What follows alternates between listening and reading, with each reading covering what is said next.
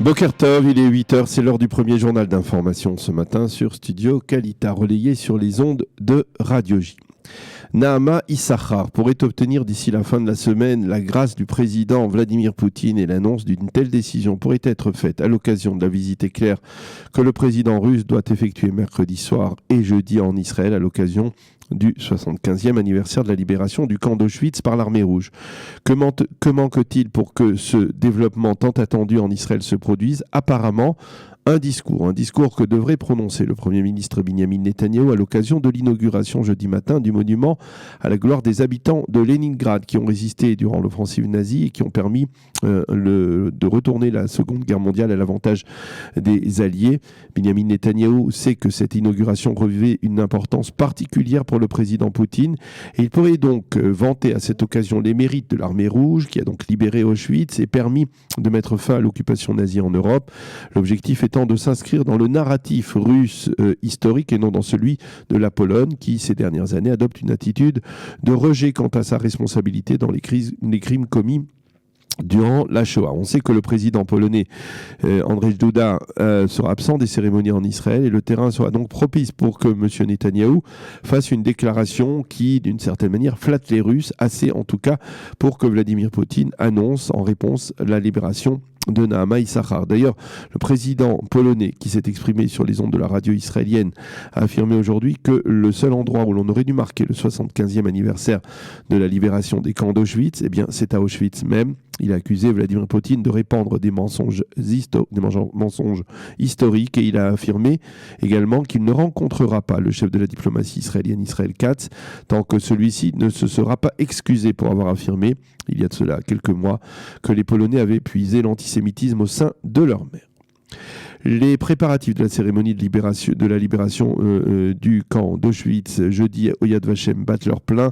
Le train aérien de chefs d'État, premiers ministres et têtes couronnées qui sont attendus à Jérusalem va débuter aujourd'hui.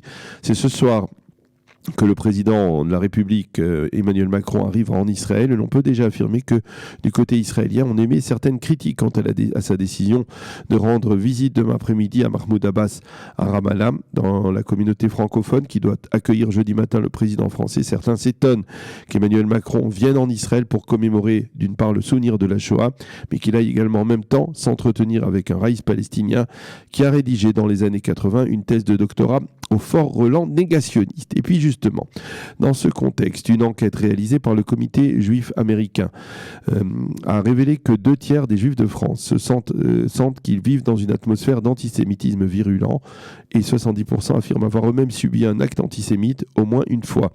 Cette enquête a été rendue publique à l'occasion des commémorations de la Journée internationale de la Shoah à Jérusalem et de la réunion du Forum international de la Shoah. Moins de la moitié des personnes interrogées estiment que le président Macron est capable de lutter efficacement contre l'antisémitisme en France. Le secrétaire d'État américain Mike Pompeo s'est félicité de la décision de l'Honduras, de la Colombie et du Guatemala de définir le Hezbollah comme organisation terroriste. Il a souligné que les Américains continueront à lutter contre les menaces que font peser de telles organisations. Le Premier ministre Benyamin Netanyahou s'est également félicité de cette démarche et il l'a qualifiée d'importante. Il a appelé d'autres pays à suivre l'exemple de ces 3 pays d'Amérique latine. Et puisque nous parlons de terrorisme, le chef du Shin Bet, Natav Argaman, a révélé hier que durant l'année 2019, ses agents avaient réussi à déjouer quelques 560 attentats terroristes, dont plus de 300 tirs à l'arme à feu, une dizaine d'attentats suicides et 4 tentatives d'enlèvement.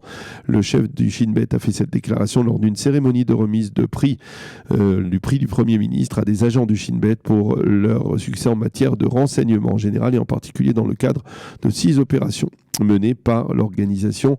Les vies de centaines d'Israéliens, peut-être plus, ont été sauvées grâce à vous et à votre action, a déclaré le Premier ministre à cette occasion. Et puis la météo, pour terminer. Attention, la journée d'aujourd'hui sera la plus froide depuis le début de l'hiver en Israël, avec la poursuite de pluies éparses, mais surtout une baisse sensible des températures et des chutes de neige, non seulement sur le Hermon, mais également sur le nord du Golan. Il devrait également neiger sur les hauteurs de Galilée. et sur certaines hauteurs de Judée et Samarie, mais il ne devrait pas vraiment neiger à Jérusalem, au grand regret des plus jeunes qui s'y attendaient. Les températures seront très basses, 6 degrés à Jérusalem aujourd'hui, 3 la nuit prochaine, Tel Aviv 13 à 8 et à Eilat de 17 degrés aujourd'hui seulement à 8 la nuit prochaine. C'est la fin de ce premier journal d'information.